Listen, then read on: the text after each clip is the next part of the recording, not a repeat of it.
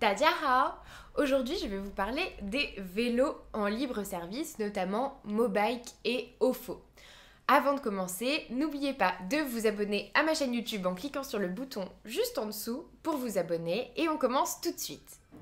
Alors aujourd'hui, je vais vous parler donc de ces vélos en libre service qui viennent tout droit de Chine, comme vous l'aurez deviné.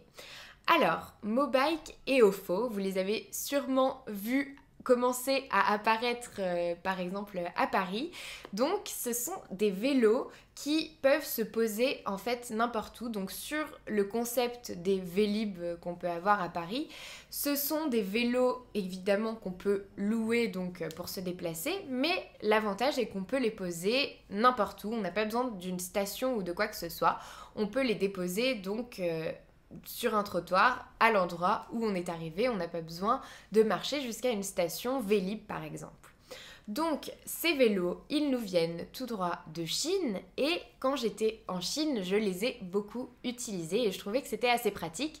Et quand j'y étais, c'était encore une nouveauté pour moi parce que il n'était pas du tout encore en France et c'était là-bas que ça a été lancé et que le concept est né. Et bien qu'il y ait eu énormément de problèmes, ils ont quand même persévéré et c'était des vélos que j'empruntais pratiquement quotidiennement, donc je vais vous expliquer un petit peu le concept. Donc en fait, Mobike et Ofo, ce sont deux concurrents. Donc le principe, c'est d'installer une application sur son téléphone, donc soit Mobike, soit Ofo. Ensuite, on peut donc déposer une caution pour pouvoir louer un vélo. Et une fois qu'on a fait ça, la caution, en tout cas en Chine, je me souviens, n'était pas très élevée, moins de 50 € en tout cas. Donc c'est assez pratique si vous le prenez souvent. Et ensuite, vous avez donc une carte géolocalisée de tous les Mobike par exemple qui sont autour de vous. Donc vous voyez que par exemple dans votre rue, il y a un Mobike. Et si vous voulez le louer, vous pouvez par exemple le réserver pendant 15 minutes. Personne ne pourra le prendre parce que vous avez mis une option dessus. Si dans les 15 minutes, vous ne le prenez pas, et bien tant pis, quelqu'un d'autre pourra le louer. Si vous le prenez, et bien c'est parfait, vous pouvez commencer donc votre trajet. Donc ensuite, vous roulez et c'est facturé, il me semble, à partir d'une demi-heure. Donc ce n'était pas très cher quand j'étais en Chine, j'ai pas regardé les tarifs ici, mais en tout cas c'était vraiment pas beaucoup. Et ensuite donc vous laissez votre vélo à la fin de votre course quelque part, donc sur un trottoir. Et en Chine il fallait les laisser en général sur des parkings qui étaient autorisés donc pour ces vélos en libre service. Le problème c'est que ces vélos étaient très utilisés, mais parfois des gens ont commencé à faire vraiment n'importe quoi avec, ou tout simplement parce qu'il y avait tellement de gens en Chine, les vélos ont commencé à s'entasser par exemple aux stations de métro, il y en avait énormément, au point qu'on ne pouvait presque plus accéder à la station de métro, donc c'est quand même embêtant.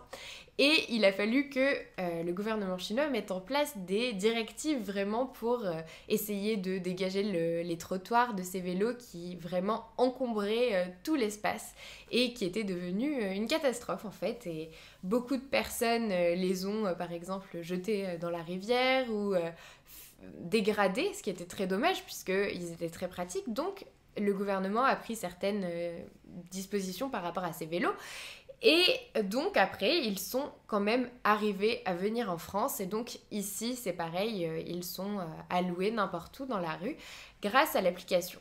En tout cas pour moi, qui les ai utilisés en Chine en tout cas, j'ai trouvé que c'était très pratique parce que voilà, comme on le sait, pas tout le monde n'a une station Vélib à côté de chez soi et il n'y a pas forcément de station Vélib où l'on va non plus. Donc à chaque fois, c'est vrai que les Vélib sont pratiques, sauf qu'il faut au moins marcher 5 minutes pour aller à une station et puis encore 10 minutes pour arriver à sa destination. Donc au final, c'est pas très pratique et ça nous fait perdre du temps.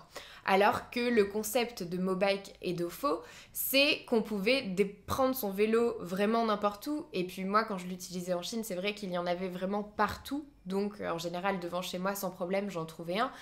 Et qu'on pouvait le laisser donc n'importe où, qu'on n'avait pas besoin non plus de chercher pendant longtemps pour le déposer. Donc ça, c'était très pratique. D'autant plus qu'en Chine, les applications étaient directement incluses dans WeChat, donc l'application de chat chinoise, qui est très utilisé pour tout, notamment les paiements en ligne, mais aussi donc pour ces vélos. Et donc, il vous suffisait d'être sur votre compte WeChat et de commander de réserver un vélo pour pouvoir l'utiliser. Donc, je l'utilisais presque quotidiennement. C'est vrai qu'ici, je ne l'ai pas encore testé, mais n'hésitez pas à me dire si vous avez déjà testé ce concept en commentaire, que ce soit en Chine ou ici, ou si vous connaissiez ce concept, n'hésitez pas à me le dire en commentaire.